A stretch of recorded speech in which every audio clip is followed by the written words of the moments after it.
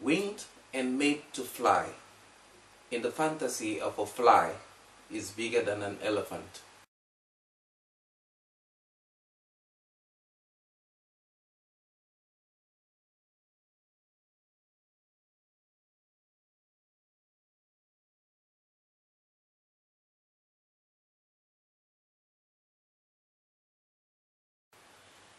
Welcome once more to my poetry corner. I am Arrey Ivo. I shall be reading to you and explaining to you briefly my next poem, and it is called The Story of the Mad Woman. The Story of the Mad Woman. I'm very happy you're watching and listening. The girl was sent to the market. On the way back, a truck rushes upon her. Now out of coma. She is the lily that has grown up into the porcelain mad woman, always cooking along the sidewalks. She is cooking the food she was sent to buy in the market, when on her way back, a truck rushed upon her and turned her into the porcelain mad woman, always cooking along the sidewalk. The driver of the passing truck sped away unnoticed by drunken police and urban workers rushing for their low wages. Well, this poem is a very deep poem, and it paints the reality that we face in urban areas sometimes. And let's get into the nitty-gritty of the poem to be able to see its relevance and to see how I crafted the poem. The girl was sent to the market. On the way back, a truck rushes upon her. So we have the historical aspect of this poetry. The poem starts with 3 lines that take us back. It is like a flashpoint. It gives us a picture, some kind of cinematographic picture of the life of this girl before. She was a hardworking girl that the mother or the parents could count on. They could send her to the market to get food, and food that she is going to cook. This shows that she had a role in the family setup. So the first 3 lines of the poem situate what has happened and what we might not know, if at all we started the poem from after these first 3 lines.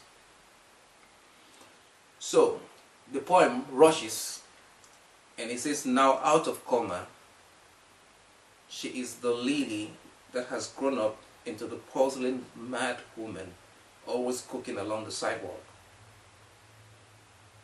There are so many words here that give an impression that something nice was in the girl. She is described as a lily, and then she's also said to have grown up. But then she is a porcelain mad woman who is always cooking along the sidewalk.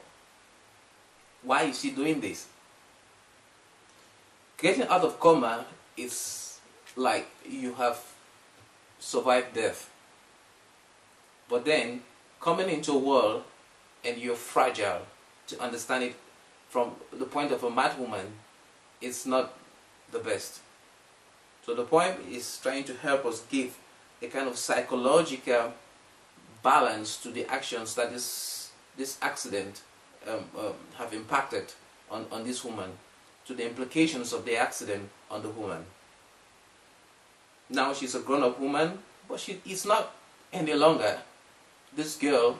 She's not the woman that this girl that we learnt about in the first 3 lines would have become. Maybe she was also going to be an educated girl. Maybe she should have been married by now that she's grown up.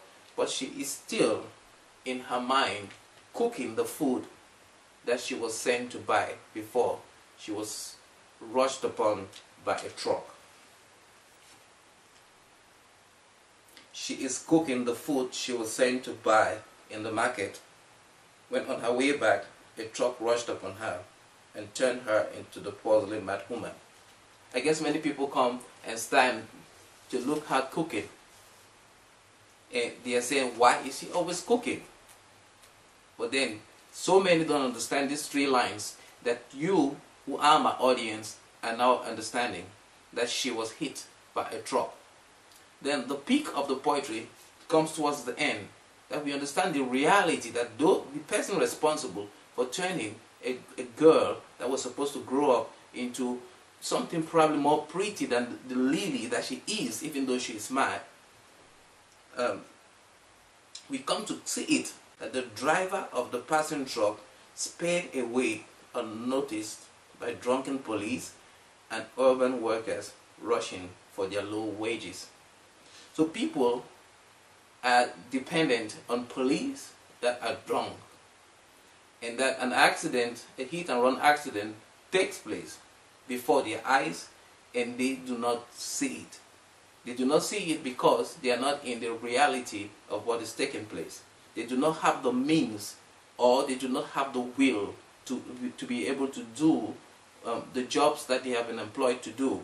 So in a way, it is a castigation of the system that allows for police to get drunk while working, or to be able to go scot-free when things like this happen in front of them. Probably, no one knows. Could this girl have been a genius? Could she have contributed something unbelievable to the GDP of this country? This is what this poetry is trying to say, that a lost life in front of people who are supposed to guarantee the continuity of society is abominable.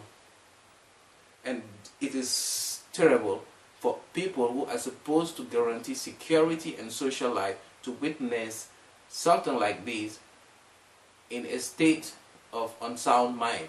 That is what the poetry is talking about. And then it comes to give a ludicrous picture of urban workers.